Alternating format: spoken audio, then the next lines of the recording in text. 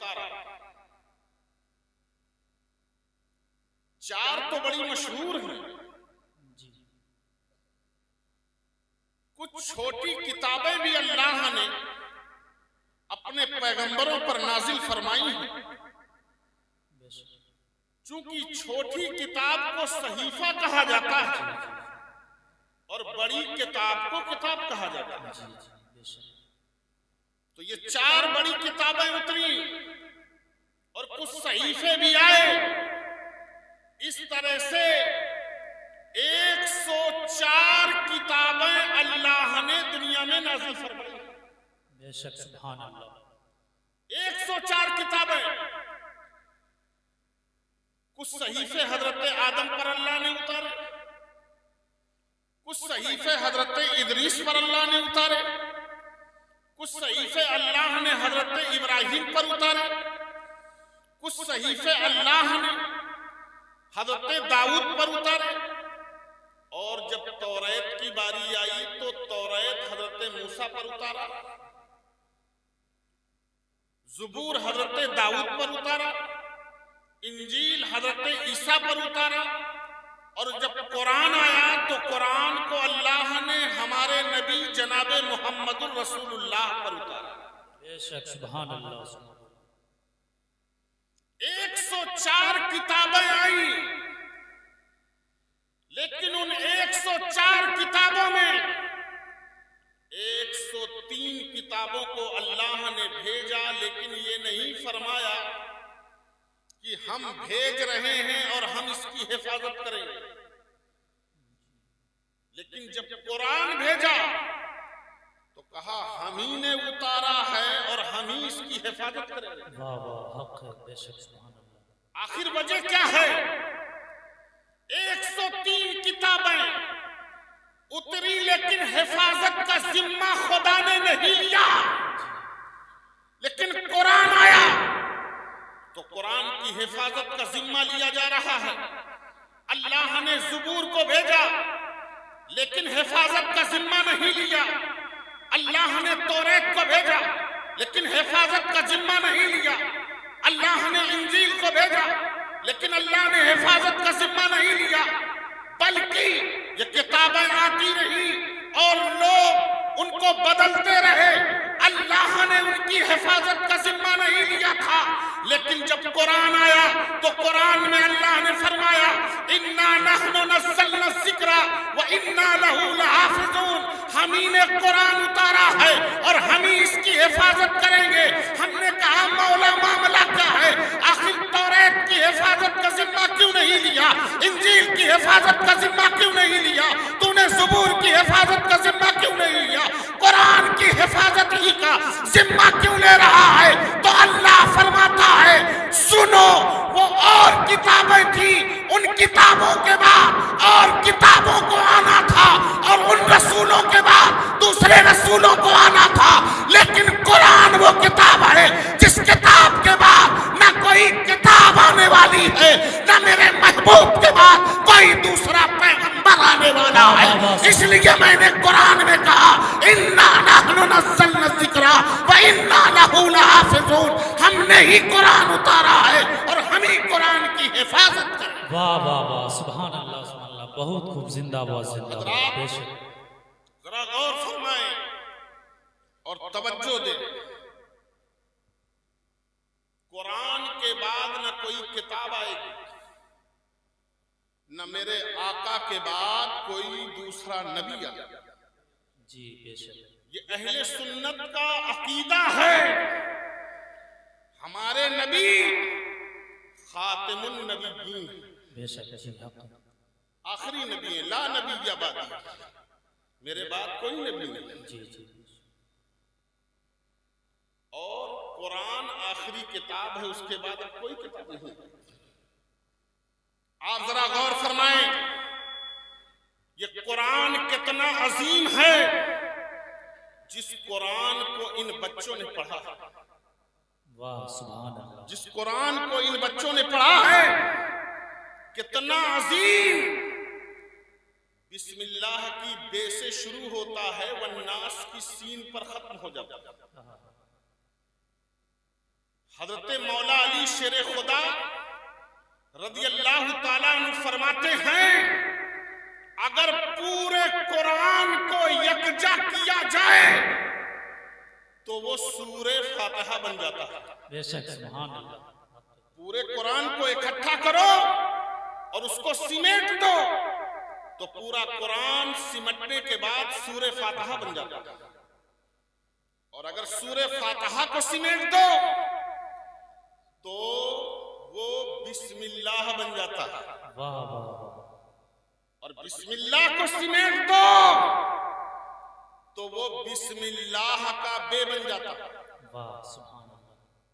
वो बिस्मिल्लाह का बे बन जाता है। और उस बे को भी सिमेट दो तो वो बिस्मिल्लाह के नीचे जो नुक्ता है वो नुक्ता बन जाता है। वाह, सुभान अल्लाह। और मौला अली फरमाते हैं, मैं उसी बिस्मिल्लाह के नीचे का नुक्ता हूं। क्या मैं उसी बिस्मिल्लाह के नीचे जो नुक्ता है मैं वही नुक्ता हूं। आप कह रहे होंगे, या अल्लाह उस नुक्ते में क्या फलसफा है, उस नुक्ते के अंदर क्या रखा है? अली कहते हैं, मैं उसी बिस्मिल्लाह के बे के नीचे जो नुक्ता है मैं वही नुक्ता हूं। कौन अली? जिस अली को नबी ने कहा, अना मदीनतुल इल्म व अलीजुन बाबुहा। सुभान अल्लाह, सुभान। मैं इल्म का शहर हूं और अली उसका दरवाजा है। अली उसका दरवाजा है। और अली कहते हैं, मैं बिस्मिल्लाह के बे के नीचे का नुक्ता हूं। आप जरा गौर करें और जहन में मेरी बात को बैठाने की कोशिश करें। मैं बिस्मिल्लाह के बे के नीचे का नुक्ता हूं। क्या मतलब? आपने हिंदुस्तान का नक्शा तो देखा होगा, देखा कि नहीं देखा? हिंदुस्तान का एक नक्शा बना होता है। अब आप मौलाना खालिद रजा साहब के पास आए मदरसे में, और मदरसे में आने के बाद कहा, मौलाना साहब जरा ये बताइए कि इस हिंदुस्तान के नक्शे में कन्नौज कहां है? इस हिंदुस्तान के नक्शे में कन्नौज कहां है? मौलाना साहब अपनी दरसगाह पे बैठे थे, कलम उठाया और नक्शे के ऊपर कलम घुमाते रहे और घुमाते घुमाते एक नुक्ता रखा था एक जगह पर जिसके ऊपर लिखा था कन्नौज। उन्होंने कलम को उसी नुक्ते पर रख दिया और कहा, देखो इस नक्शे में जो ये नुक्ता नजर आ रहा है ना, यही शहर कन्नौज है। वाह वाह वाह, क्या बात है, सुभान। यही शहर कन्नौज है। आपने कहा, मौलाना साहब ये नुक्ता शहर कन्नौज है, तो मौलाना खालिद साहब ने कहा, हाँ यही नुक्ता शहर कन्नौज है। आपने कहा, बस स्टॉप कहाँ है? कहा, इसी नुक्ते के अंदर है। कहा, रेलवे स्टेशन कहाँ है? कहा, इसी नुक्ते के अंदर है। कहा, सराय मीरा कहाँ है? कहा, इसी नुक्ते में है। कहा, जामिया अहमदिया कहाँ है? कहा, इसी नुक्ते में है। कहा, अतर के खानकाने कहाँ है? कहा, इसी नुक्ते के अंदर है। कहा, मदरसे कहाँ है? कहा, इसी नुक्ते में है। कहा, सड़कें कहाँ है? कहा, इसी नुक्ते में है। कहा, कन्नौज के होटल कहाँ है? कहा, इसी नक्शे में है। कहा, सौरी कहाँ है? कहा, इसी नक्शे में है। कहा, ये बताइए कबीरपुर कहाँ है? कहा, इसी नक्शे में है। कहा, नुक्ता छोटा सा, लेकिन इस छोटे से नुक्ते में सारा शहर समाया है। इसी तरीके से समझने की कोशिश करो। बिस्मिल्लाह का नुक्ता है। अली से पूछो सूरह रहमान कहाँ है? कहेंगे इसी नुक्ते में है। सूरह नास कहाँ है? इसी नुक्ते में है। सूरह यासीन कहाँ है? इसी नुक्ते में है। सूरह फातिहा कहाँ है? इसी नुक्ते में है। सूरह तब्बत यदा कहाँ है? इसी नुक्ते में है। सूरह मुज़म्मिल कहाँ है? इसी नुक्ते में है। सूरह मुद्दस्सिर कहाँ है? इसी नुक्ते में है। जिस तरीके से एक नुक्ते में सारा शहर समाया है, इसी तरह एक नुक्ते में पूरा कुरान अल्लाह ने समा दिया। वाह वाह, नारे तकबीर, नारे रिसालत, नारे गौस, फैजाने गौसे आजम, फैज़ान ख्वाजा गरीब नवाब तालीम कुरान कॉन्फ्रेंस उस्ताद किराम नारे तकबीर नारे रिसालत। बहुत खूब हज़रत। जरा गौर फरमाएं, जहन में नोट करें, जब उस्ताद हुरूफे तहज्जी को पढ़ाना चाहता है तो हुरूफे तहज्जी बाद में पढ़ाते हैं उस्ताद, पहले वो नुक्तों की पहचान कराता है। जी और ये होता है कि नहीं होता? जी बेशक। आप सोचते होंगे इन नुक्तों में क्या रखा है। अब आप सोच सकते हैं, अगर आप रियाजी जानते हैं, हिसाब जानते हैं, गणित जानते हैं, तो गणित में जीरो की कितनी अहमियत होती है समझ सकते हैं कि नहीं समझ सकते? 50 लिखा है, एक जीरो बढ़ा दो तो 500, 500 लिखा है, एक जीरो बढ़ा दो तो 5000। तो सोचो एक जीरो की कितनी अहमियत है। तो वही जीरो नुक्ता है। उर्दू में नुक्ता रखो, वही जीरो है, वही जीरो है। और अगर तुम कहो कि हमारे यहाँ जीरो वो है कि गोला गोला हो, बीच में खाली हो, तो मैं कहूंगा वो तो उर्दू में 5 है, वो तो उर्दू में 5। तो सोचो नुक्ते की कितनी अहमियत, उस सिफर की कितनी अहमियत है। उस्ताद समझाता है, बेटा ये एक नुक्ता है, ये 2 नुक्ता है, ये 3 नुक्ता है। कभी बताता है कि बे के नीचे 1 नुक्ता होता है, ते के ऊपर 2 नुक्ता होता है, जीम के पेट में 1 नुक्ता होता है। इस तरह से सारा फलसफा समझाया जा रहा है। इसीलिए नुक्ते की पहचान करवाई जा रही है कि बेटा एक वक्त ऐसा मकाम आएगा जहां तुझे इस नुक्ते को समझने में बड़ा मसला पेश आएगा। इसलिए आज ही समझ ले कि जब आज नुक्ता समझ जाएगा तो जब कुरान मुकम्मल होगा तो इंशाअल्लाह पूरे कुरान का नुक्ता तेरे समझ में। वाह वाह वाह, सुभान अल्लाह सुभान अल्लाह, बेशक बहुत। इसीलिए उस्ताद नुक्ता समझाता। जरा गौर करिए और जहन में बात को नोट करिए। अल्लाह ने कुरान को उतारा और जब कुरान उतरा तो अल्लाह तबारक व तआला ने इस कुरान को 23 साल की मुद्दत में उतारा। कितने दिनों में? 23 साल की मुद्दत में अल्लाह ने कुरान को उतारा। धीरे धीरे आहिस्ता आहिस्ता जैसी जरूरत पड़ती रही वैसे हजरत जिब्रील लेकर नबी की बारगाह में हाजिर होते। ये 23 साल का जमाना है। अब आप गौर करें और जहन में नोट करें, कुरान एक है। इसी कुरान को अगर बच्चा नाजरा करता है तो उसे कुरान पढ़ने वाला कहा जाता है। इसी कुरान को अगर बच्चा ज़बानी याद कर लेता है तो उसे हाफिज़े कुरान कहा जाता है। और अगर इसी कुरान को बच्चा मखारिजे सिफात के साथ पढ़ता है तो उसे कारिये कुरान कहा जाता है। और अगर इसी कुरान को कोई शख्स पढ़ने के बाद उसका मानी, उसका तर्जमा, उसकी तफसीर बयान करता है तो उसे आलिम दीन कहा जाता है। और यही कुरान है जिस कुरान की मार्फत और हकीकत को कोई जान लेता है तो उसे गौसे आज़म कहा जाता है, उसे गरीब नवाज कहा जाता है, उसे सरकारे महरेरा कहा जाता है, उसे सादाते दिलजराम कहा जाता है और उसे वक्त का मुजद्दिद इमाम अहले सुन्नत आला हजरत फाज़िले बरेलवी। वाह वाह वाह, सुभान अल्लाह सुभान अल्लाह, बहुत खूब, जिंदाबाद जिंदाबाद। हजरात बेशक गौर फरमाएं, कुरान एक लेकिन इसके पढ़ने वालों के नाम अलग अलग, नाम अलग अलग हैं।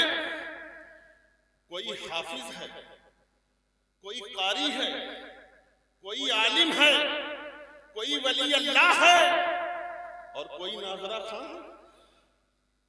अलग अलग नाम।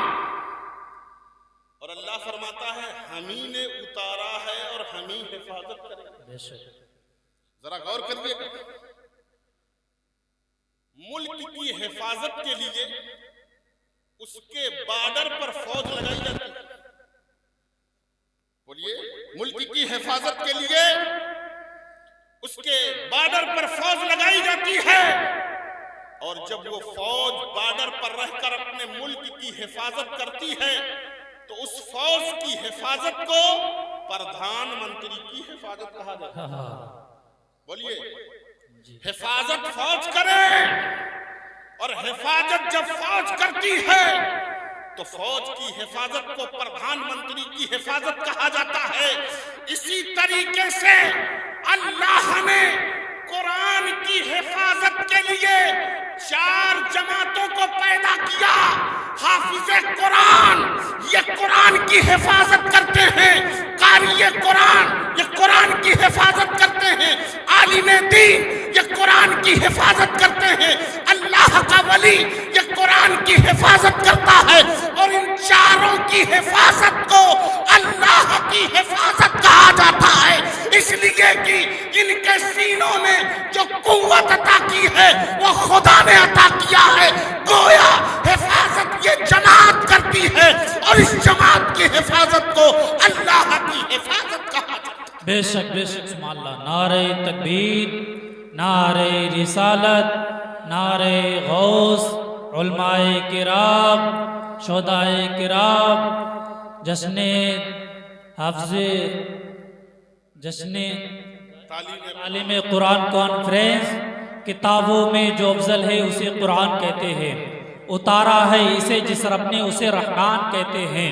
बसाले बसाले बसाले जो अपने सीनों में 30 पारे, जमाने भर में उसे हाफिज़े कुरान कहते हैं। बसाले जो अपने सीनों में 30 पारे, जमाने भर में उसे हाफिज़े कुरान कहते हैं। बहुत खूब, सुभान अल्लाह सुभान अल्लाह। बेशक इन 4 जमातों की हिफाजत को अल्लाह की हिफाजत। बेशक गौर करिए, हाफिज कुरान की कौन सी हिफाजत करता है? तो मैं कहूंगा हाफिज कुरान के जो अल्फाज हैं उन अल्फाज की, उन हुरूफ की हिफाजत करता है। बेशक सुभान अल्लाह। कोई हर्फ इधर से उधर नहीं हो सकता। अगर कोई गलत पढ़े तो पीछे से दूसरा हाफिज लुकमा देता है, ऐसा नहीं ऐसा है, ऐसा नहीं ऐसा है।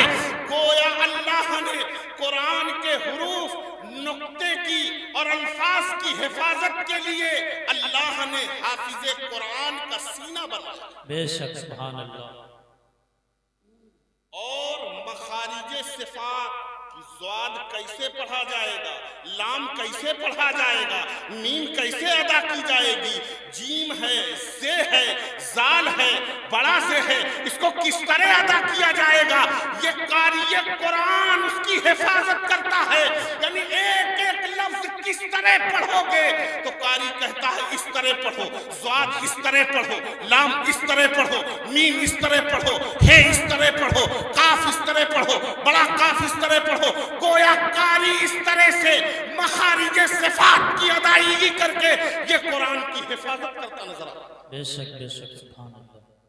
और आलिम क्या करता है? आलिम कुरान के मानी की हिफाजत करता है। बेशक।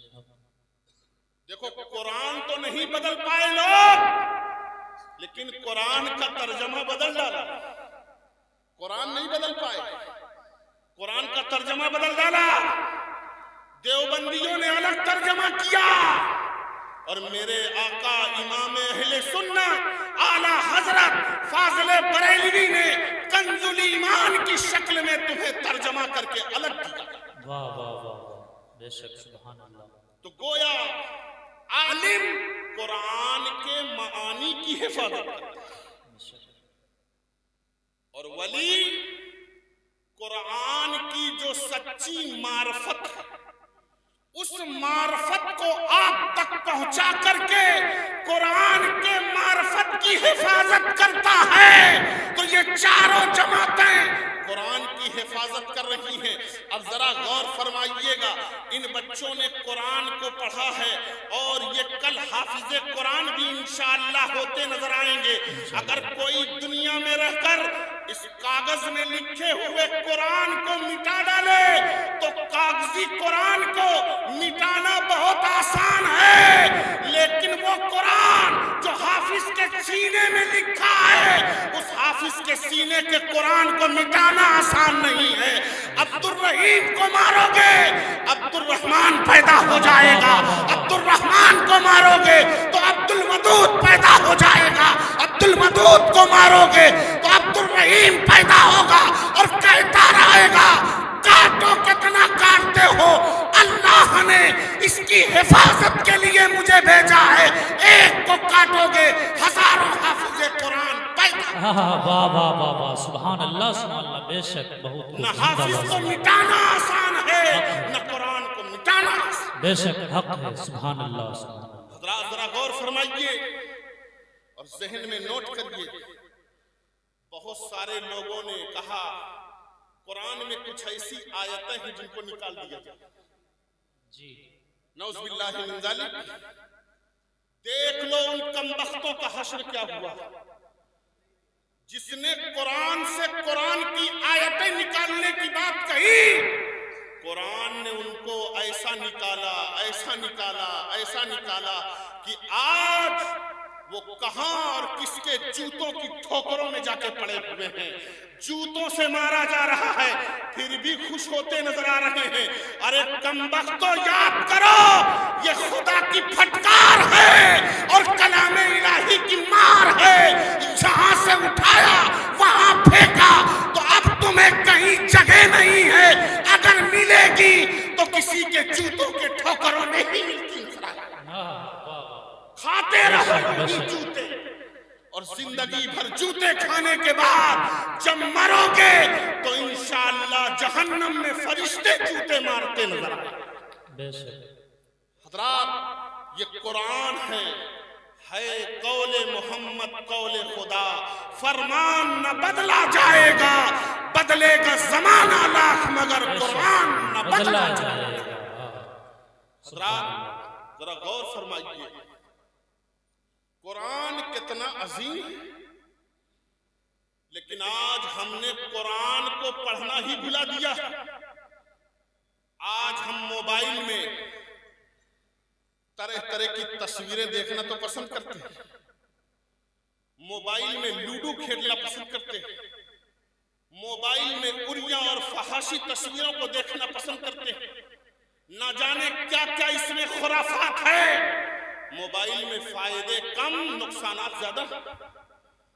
हम उसको अपने करीब रखकर उसका मुताला करना फर्ज समझते हैं, लेकिन कुरान वो किताब है जो हमारे अमल के लिए उतरा था, हमने उसको पसे पुष्ट रख दिया है। एक काश मोबाइल की जगह हमने फजर के बाद कुरान पढ़ा होता, मोबाइल की जगह एक काश हमने जोहर के बाद कुरान पढ़ा होता, मगरिब के बाद सूरह वाक़िया की तिलावत किया होता, सोने से पहले सूरह मुल्क शरीफ की हमने तिलावत किया होता, तो यकीनन ये कुरान वो कुरान है कि अगर हमने इसका दर्स अपना लिया होता तो ये दुनिया भी कामयाब होती और हमारी आखिरत वाली दुनिया भी कामयाब। सुभान अल्लाह, माशाअल्लाह, अल्हम्दुलिल्लाह। अपना लो इस कुरान को। आज तावीज लिखने के लिए लोग पहुंच जाते हैं, मौलाना साहब तावीज लिख दीजिए, सैयद साहब के पास तावीज लिख दीजिए, मौलाना खालिद साहब तावीज लिख दीजिए। मौलाना साहब रात भर की जगह है, सोए भी नहीं है, ये तावीज वाला परेशान कर रहा है। मौलाना साहब ने कहा काहे की तावीज है? कहन हजरत 1 साल से कारोबार ही नहीं चल रहा।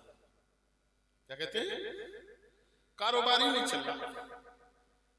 मेरे भाई, तुझे किसी तावीज की जरूरत नहीं है। मेरे आका व मौला जनाब मोहम्मदुर रसूलुल्लाह सल्लल्लाहु अलैहि वसल्लम इरशाद फरमाते हैं, जिस घर में कुरान के सूरह वाक़िया की तिलावत की जाती है, उस घर में कभी फाका कशी नहीं होती। वो घर हमेशा खुशहाल रहा रिस्क की बरकतें उतरा करती हैं। कहाँ गया है तावीज लेने? अरे कुरान खोलकर मगरिब की नमाज पढ़ के सूरह वाकिया की तिलावत क्यों नहीं करता? जब सूरह वाकिया पढ़ा जाएगा रिस्क खुद ब खुद कुरान की तिलावत से तेरे घर में आना शुरू हो जाएगा। वाह वाह वाह वाह, बेशक, सुभान अल्लाह, बेशक। कुरान पढ़ा करो, सूरह वाकिया की तिलावत किया करो। एक सहाबी रसूल हैं, वो बीमार हो गए और जब बीमार हुए तो हजरत सैयदना उस्मान गनी रज़ी अल्लाह ताला उनकी आयादत के लिए तशरीफ ले गए तो साथ में कुछ अशरफियां थीं, वो थैली में भर के ले गए ताकि वो काफी दिनों से बीमार हैं तो उनकी कुछ खिदमत हो जाए, कुछ मदद हो जाए। जब हजरत सैयदना उस्मान गनी रज़ी अल्लाह ताला अन्हु ने उनका हाल दरियाफ्त किया, आयादत की, उसके बाद जब वापस चलने लगे तो वो अशरफियां उनके हवाले की और कहा इसे मेरी तरफ से रख लीजिए। तो वो सहाबी जो थे वो कहते हैं, ए उस्मान गनी, इन अशरफियों को अपने साथ लेते जाओ। आपको ये ख्याल है ना कि मैं इतने दिनों से बीमार हूं तो मेरे घर में रिस्क का क्या हाल होगा? मेरे घर में तो फाका हो रहा होगा, मैं परेशानियों से जूझ रहा हूँगा।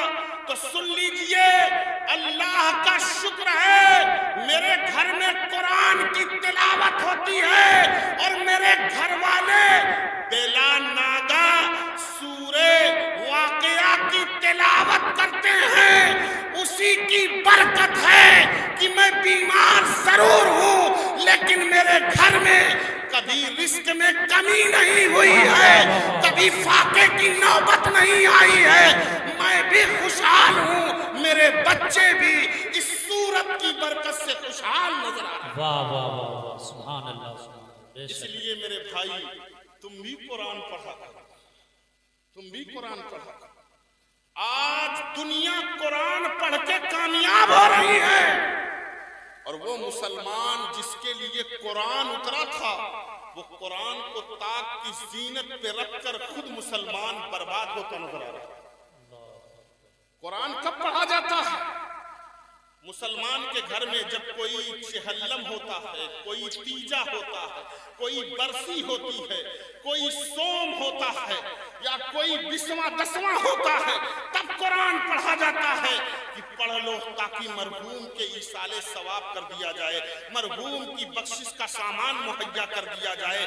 मेरे भाई, यकीनन पढ़कर जब मरहूम को इसाले सवाब किया जाता है, मरहूम की तो बख्शिश हो जाती है, लेकिन तूने अपने लिए क्या किया है? अपने आमाल के लिए क्या किया है? तूने अपने आप के लिए क्या किया है? अरे काश तू कुरान को पढ़ता और पढ़ने के बाद इस नियत से पढ़ता, ऐ अल्लाह, मैं तेरा कलाम इसलिए पढ़ रहा हूँ ताकि जो मेरी जिंदगी में गंदगियां आ गई हैं वो गंदगी दूर हो जाए और मेरा अमल अमल खैर बन जाए। सुभान अल्लाह, सुभान अल्लाह। आप कहेंगे कि मौलाना साहब क्या ऐसा होता है तब्दीली आती है? मैं कहूंगा हाँ। चलो चलते हैं अपने मुल्क से पड़ोसी मुल्क के पास। एक शख्स था उस पड़ोसी मुल्क में जिससे सरजमीने पाकिस्तान कहते हैं। एक शख्स था, वो शख्स कुरान तो पढ़ना नहीं जानता था, लेकिन कुरान पढ़ने का उसे शौक बहुत ज्यादा था। वो जब सुबह होती तो महल्ले की मस्जिद में इमाम साहब के पीछे जाकर नमाज पढ़ता और नमाज पढ़ने के बाद देखता कि सारे लोग नमाज पढ़ के कोई तस्बीह पढ़ रहा है, कोई कुरान पढ़ रहा है, कोई दुरूद पाक पढ़ रहा है, लेकिन वो पढ़ा लिखा नहीं था, तो वो सोचता मैं इनके सामने कैसे पढ़ूंगा, इसलिए घर आता और घर आने के बाद घर के दरवाजे की कुंडी को बंद कर लेता, अंदर कुरान पाक को रखता और रखने के बाद कुरान को शुरू से लेकर के पढ़ना शुरू करता। किस तरह? हर सतर पर उंगली रखता और कहता ए अल्लाह ये भी हक है। नीचे वाली सतर पे जाता, कहता ए अल्लाह ये भी हक है। उसके नीचे वाली सतर पे जाता, कहता ए अल्लाह ये भी हक है। मैं पढ़ना तो नहीं जानता, लेकिन ए मौला तेरे कुरान पर हाथ रख करके मैं इतना कहना जरूर जानता हूँ कि इसमें जो कुछ लिखा है वो सब हक है। ये भी हक है, ये भी हक है, ये भी हक है। हजरात, जब उसका इंतकाल होता है तो इंतकाल के बाद पाकिस्तान की सरजमीन गवाह है कि उसके कब्र की मिट्टी से खुशबू आ रही थी। वाह वाह वाह वाह, सुभान अल्लाह। नारे तकबीर, नारे रिसालत, नारे गौस, तालीम कुरान कॉन्फ्रेंस, अज़मत कुरान, बरकत कुरान, नारे तकबीर, नारे रिसालत। वाह वाह वाह, उसके कब्र की मिट्टी से खुशबू आ रही थी। लोगों ने कहा आखिर क्या बात है, ये कौन सा नेक अमल करता था जिसकी बुनियाद पर इसकी कब्र से खुशबू आ रही है, और वो भी उसका जिस्म तो जिस्म है, उसके कब्र की मिट्टी खुशबूदार नजर आ रही है। वाह वाह वाह, सुभान अल्लाह। बेशक, यानी सोहबत में जो चीज रहे वो भी महक जाए। जिस्म तो महक ही रहा है, कफन तो महक ही रहा है, अरे कब्र की मिट्टी महक रही है। हजरात, पूछा उसके घर में जाकर उसकी बीवी से, बताओ तुम्हारा शौहर कौन सा नेक काम था? कहा कुछ नहीं, बस एक नेकी थी, वो कुरान नहीं पढ़े थे, तो जब सुबह फजर की नमाज पढ़ के आते थे तो बड़ी शर्मिंदगी का शिकार होते थे, लेकिन घर की कुंडी बंद करके अंदर कुरान को रखकर खोल करके पढ़ना तो नहीं जानते थे, लेकिन हर सतर पर उंगली फेर कर कहते थे ए अल्लाह ये भी हक है, ए अल्लाह ये भी हक है, ए अल्लाह ये भी हक है, ए अल्लाह ये भी हक है। तो अल्लाह को मेरे शौहर की ये अदा इतनी पसंद आई, इतनी पसंद आई कि जब मरने वाला मरा है तो जिस्म भी महकने लगा, कफन भी महकने लगा, कफन के साथ कब्र की मिट्टी भी महकने लगी। बेशक बेशक, सुभान अल्लाह, सुभान अल्लाह, बेशक सुभान अल्लाह। हजरात, गौर फरमाइए, कुरान पढ़ने वाले को इतना सस्ता मत समझो, इतना सस्ता मत समझो। ये उलमा बैठे हैं, लिखा है तफसीर की किताबों के अंदर, हदीस शरीफ है कि अगर किसी कब्रिस्तान के करीब से कोई कुरान का पढ़ने वाला आलिम या तालिबे इल्म गुजर जाता है तो अल्लाह उस कब्रिस्तान से 40 दिन के लिए अजाब को उठा लिया जाता है। जी बेशक, सुभान अल्लाह, बेशक। कुरान का पढ़ने वाला कारी, कुरान का पढ़ने वाला आलिम अगर कब्रिस्तान के करीब से गुजर जाता तो उसके गुजरने की बरकत से अल्लाह 40 दिन के लिए अज़ाब को उठा। तो अगर तुम 3 बार कुल हुवल्लाह शरीफ पढ़कर कब्रिस्तान वालों को बख्श दो तो हदीस शरीफ में लिखा है कि उसका सवाब इतना ज्यादा होता है, इतना ज्यादा होता है कि कब्र के मुर्दे आपस में उसको तकसीम करने के लिए ऐसा लगता है कि आपस में झगड़ा कर लेंगे, इतना सवाब होता है। तो जिस कुरान के एक सूरत को पढ़ा जाए, यानी कुल हुवल्लाह को एक बार पढ़ा जाता है तो 10 पारे के पढ़ने का सवाब मिलता है। बेशक, सुभान अल्लाह। 2 बार पढ़ा जाए तो 20 पारे का, और 3 बार पढ़ा जाए तो पूरे कुरान का सवाब मिलता है। बेशक, सुभान अल्लाह। तो कुरान इतना अजीम है, दर्स कुरान अगर हमने न भुलाया होता ये जमाना न जमाने ने दिखाया होता। दर्स कुरान जो हमने न भुलाया होता ये जमाना न जमाने ने भुलाया होता। आज भी होकर इब्राहिम सा ईमा पैदा, आप भी कर सकती है अंदाज़े गुलिस्ता तेरा। बेशक बेशक, सुभान अल्लाह। हज़रात, पहले अपने आप को मुस्तहकम कर लो और आज की ये महफिल तौबे की महफिल समझो और इस महफिल में सच्ची तौबा कर लो और इरादा कर लो, इंशाअल्लाह हम कुरान भी पढ़ेंगे और कुरान का जो मतलब व मफहूम है वो भी हम इन उलमाए किराम के पास आकर उसको समझने की कोशिश करेंगे। बेशक इंशाअल्लाह। बताओ दुनिया में कितने दिन तक जीना है तुमको यार, बताओ ना यार, 70 साल 80 साल, वरना तो आजकल तो 60 साल में काम लग रहा है। बोलो, लग रहा है कि नहीं लग रहा है? ऐसा खाना पीना है ना। 100 साल कोई जी जाए तो बहुत बड़ा खुशकिस्मत आदमी है, वरना अच्छे अच्छों का काम 60-70 साल में लग रहा है। बोलो, लगता है कि नहीं लगता? तो जब इससे ज्यादा जीना नहीं है तो ये 70 साल के लिए ये बंगला, ये कोठी, ये गाड़ी, ये आराइश, ये ज़ेबाइश, और जहां जाके कब्र में मिट्टी में सोना है, जहां कीड़े हैं, मकोड़े हैं, अंधेरा, बोलिए वहां के लिए भी कोई इंतजाम किया है? वहां के लिए भी कुछ सोचा है?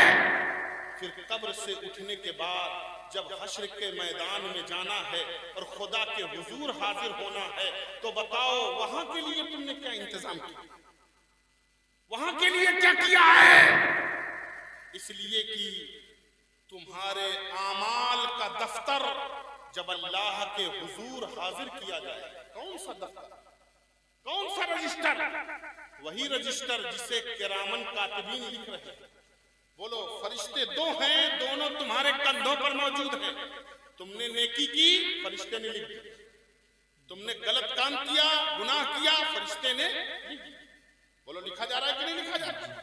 एक एक चीज नोट हो रही है। जिस तरह से आज इस प्रोग्राम को तुम इस मोबाइल में कैद कर रहे हो और नेट के जरिए से उसे ना जाने कहां कहां दिखाओगे, इसी तरीके से फरिश्ते तुम्हारी नेकी बदी सब नोट कर रहे हैं। सब एक एक बात नोट हो रही है, एक एक बात नोट हो रही है।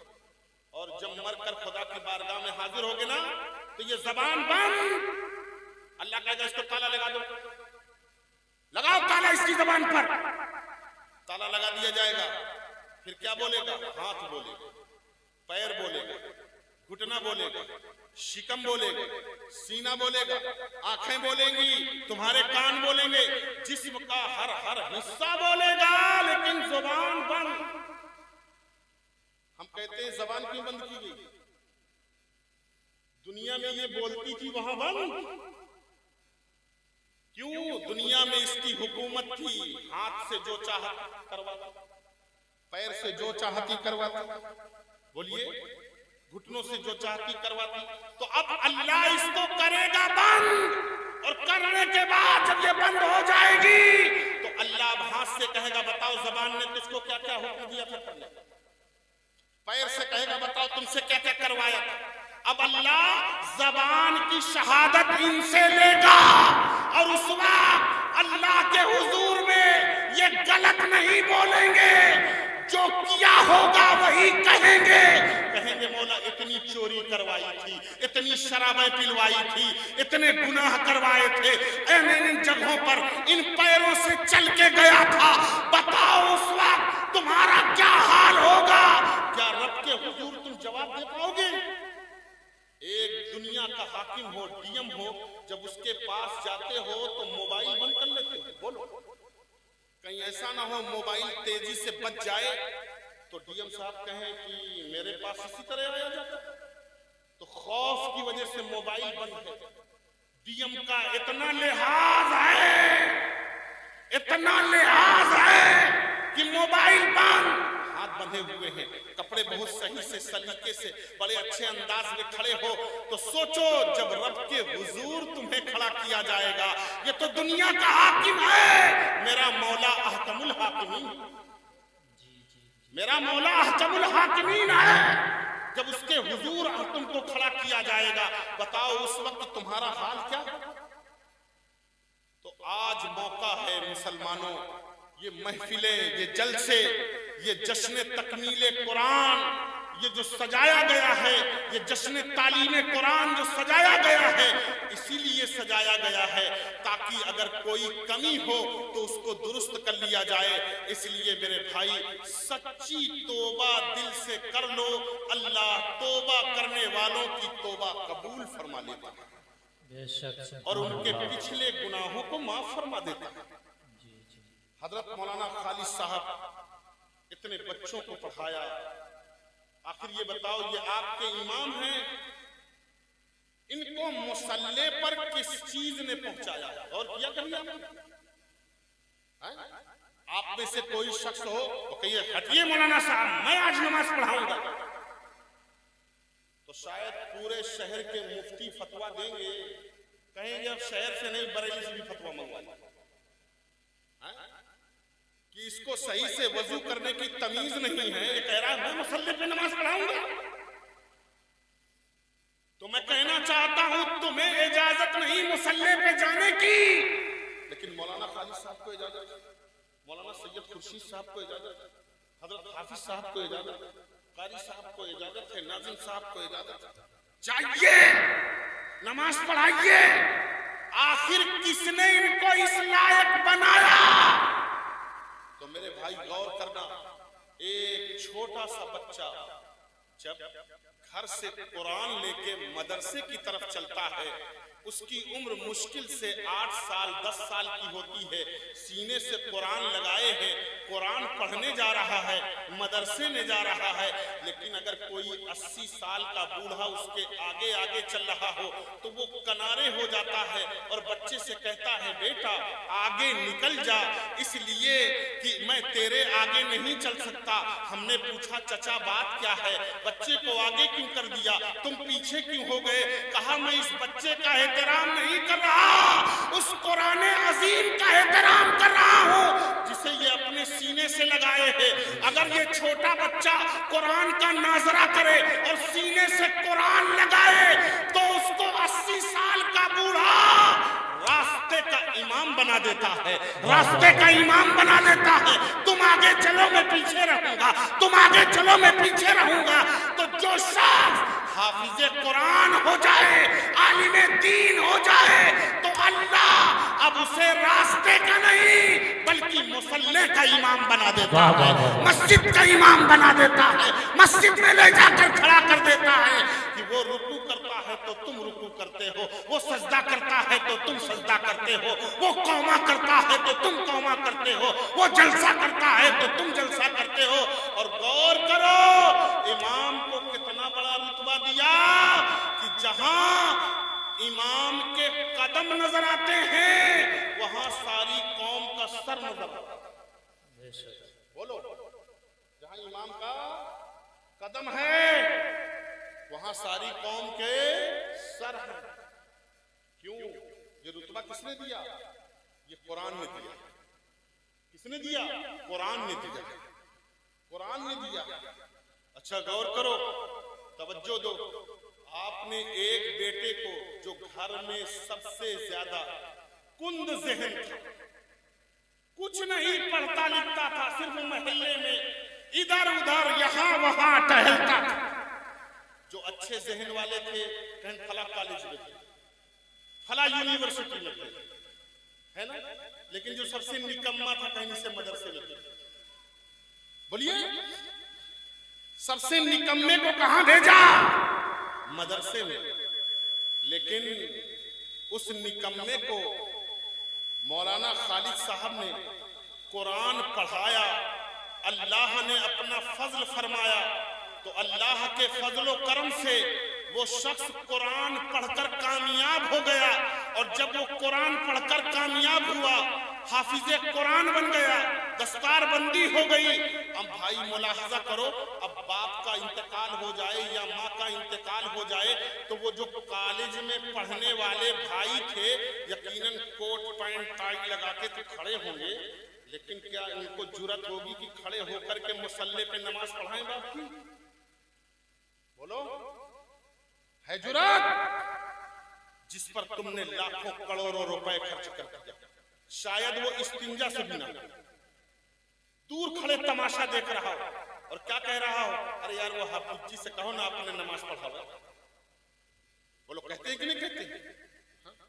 अब तो इतना गया गुजरा वक्त आ गया है कि तुमने अपने बेटे को engineer, doctor, master, barrister, collector सब बना दिया, लेकिन वो चला गया बाहर ड्यूटी करने के लिए और सुना कि माँ बाप का इंतकाल हो गया, तो अब उसको छुट्टी नहीं मिल रही है। वहीं से अपने दोस्त के अकाउंट में पैसा भेज रहा है, कह रहा है कि मेरे बाप का सही से तजहीज़ व तकफीन कर दो, उनकी तकफीन करवा दो, मैं नहीं आ सकता हूँ। ऐसे पैसे पर लानत है यार, जिस पैसे से तुमने दुनिया तो खरीद ली, माँ बाप की दुआएं न हासिल कर सके। तुमने ऐसे पैसे से सब कुछ खरीद लिया, लेकिन माँ बाप की बरकतें न हासिल कर सके। लेकिन कुर्बान जाओ उस हाफिज़े कुरान पर जिसको तुमने निकम्मा समझा था, जिसको तुमने बिल्कुल बेवकूफ समझा था और मदरसा भेजा था।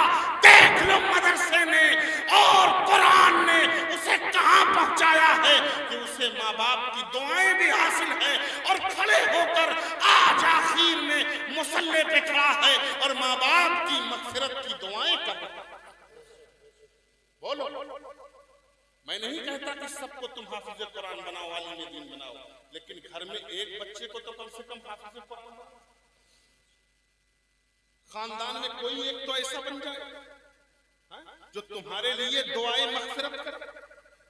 लेकिन आज हम दुनियावी तालीम की तरफ ज्यादा जा रहे हैं। जाओ पढ़ाओ, डॉक्टर बनो, बैरिस्टर बनो, सब कुछ बनो, हर चीज बनो, इसलिए कि जहां आलिम, हाफिज, कारी की जरूरत है, वहां समाज को एक डॉक्टर की भी जरूरत है, एक बैरिस्टर की, एक वकील की भी जरूरत है। बनाओ, हम नहीं मना करते हैं, दीनी तालीम के साथ दुनियावी तालीम भी दो, लेकिन इस दुनियावी तालीम को देने से पहले बच्चे को दीनदार जरूर बना दो। बच्चे को दीनदार जरूर बना दो। अगर तुमने दीनदार नहीं बनाया तो याद रखना, तावीज के लिए भटकते फिरोगे और कोई तावीज काम नहीं आएगी। इसी तरह तुमको ये टाटा बाय बाय करते नजर आएगा। समझ रहे हो कि नहीं समझ रहे? अल्लाह ताला हमें समझ की तौफीक अता फरमाए। मैं आपको ये बातें इसलिए बता रहा हूं, मैं बहुत लच्छेदार तकरीर कर लेता हूं, चाहता तो अभी 20 नारे लगवा देता था, लेकिन मैंने आज इस तरह की बातें आपके सामने इसलिए की कि लच्छेदार तकरीर करके मैं वाहवाही तो हासिल कर लेता, लेकिन अगर मैंने इस तरह की बातें करके तुम्हारे अमल में किसी किस्म की कोई ऐसी बरकत डाल दी जिस बरकत से तुम कल कामयाब हो जाओ, तो ये मेरी भी बख्शिश का जरिया बनेगा, तुम्हारी भी बख्शिश का जरिया बनेगा। इसलिए मैंने ये बातें आपसे की हैं। मेरे भाई, आओ सब मिल करके इस जलसे में हम अहद करते हैं और तौबा करते हैं कि ए अल्लाह, हमने पिछले वक्त में जितने भी गलत काम और गुनाह किए थे, हम उन सब से तेरी बारगाह में सच्ची तौबा करते हैं। अहद करिए अपने अपने दिल में, आप पहले अपने अपने दिल में सच्चा इरादा कर लीजिए। मेरी माँ बहनें भी इरादा कर लें और मैं कलमात पढ़ा रहा हूं, कलमात को पढ़िए। अस्तगफिरुल्लाह रब्बी मिन कुल्ले ज़म्बिन व अतूबु इलैहि। ए अल्लाह, मैं तेरी बारगाह में अपने छोटे बड़े तमाम गुनाहों से माफी तलब करता हूं और सच्चे दिल से तेरी बारगाह में रुजू करता हूं, तौबा करता हूं। ए अल्लाह, मुझे माफ फरमा और मेरी तौबा को कबूल फरमा। हजरात, आपने ये तौबा कर ली है। अभी इन बच्चों को देखिए, हजरत मौलाना खालिद रजा साहब ने वो लिस्ट अपने हाथों में ले लिया है। गोया कह रहे हैं कि मौलाना साहब सब कुछ हो गया, तौबा वबा हो गई है, अब जो है इन बच्चों का ऐलान कर लेने दीजिए। तो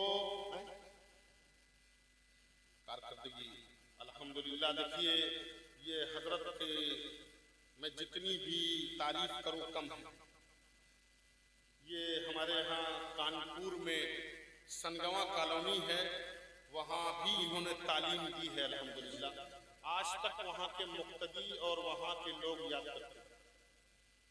इतने इतने बिगड़ैल बच्चों को इन्होंने सही किया है कि कुछ बता नहीं सकता। मेरे सामने है वो बच्चे, अब यहाँ वाले तो आपके सामने हैं।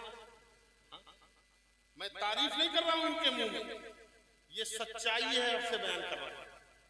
समझ रहे हैं? ये कद तो इनका बहुत छोटा, ये देखिए कद बहुत छोटा है, लेकिन काम इनका बहुत बड़ा है। हाँ, छोटा रिचार्ज बड़ा धमाका। बात समझ रहे हैं? अल्लाह ताला ने वाकई इनको धमाका बनाया है, अल्लाह धमाका ही बनाया। हाँ, और धमाका करे परवरदिगार आलम। मालिक व मौला, अब मैं इनसे गुजारिश करता हूं कि माइक पर तशरीफ लाएं और बच्चों का ऐलान फरमाएं और उनका जो इनाम है, हदिया है, उन तक पहुंचाएं, ताकि बच्चों की हौसला अफजाई हो और आने वाली दूसरे हमारे बच्चे अगली साल तक तैयार हों और वो भी कुरान पढ़ करके कामयाब हो।